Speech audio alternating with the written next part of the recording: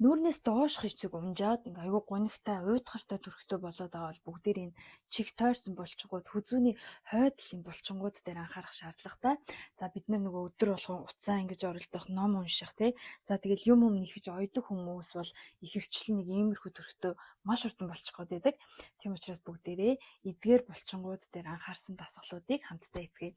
За өдөрт ердөө ганцхан минут өөртөө зарцуулаад та эдгээр дасгалуудыг доор хаяж 14 хоног өдөр болгон давтаж хийгээд үр дүнгээ бидэнтэй заавал хуваалцаарай. За дасгалтаа орцгоё. Гарыг шилэн үзэн дээр байрлуулад толгойг хоош нь унгаад хүзүүний хойно байрлах том булчиныг базаж массажлна.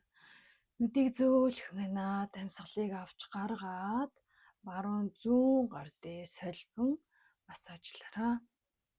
Гарыг атгаад гавлын ясны хойд хэсэг дээр байрлууллаа. Амьсгалыг авч гаргаад толгойг хоош нь унгаад хурууны үйнүүдээр тойрог хөдөлгөөн хийж булчин дээр массажлж өгнө. Амьсгалыг зөөлхөн авч гаргалаа. Нүүрний булчингаа суллаа. 10-аас 15 секунд массажлаарай. Амийг бага зэрэг ангаалаа. Долоор хургуурд гогцоо үсгээд ирүүний доод булчингууд дээр дараад чичрэг хөдөлгөөн хийж массажлцгаая. Амьсгалыг авч гаргаад энэ дасгалыг 10-аас 15 секунд давтаад хийгээрэй. Стеноквоид мастоид булчин дээр массажлцгаая. Амьсгалыг авч гаргаад булчинг базаад тавилаа. Их маягаар массажлъя.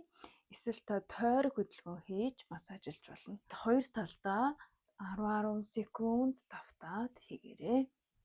Гарын алгыг чихэн дээр байрлуулад тойрог хөдөлгөөн хийж булчин суллаад хоош нь татлаа.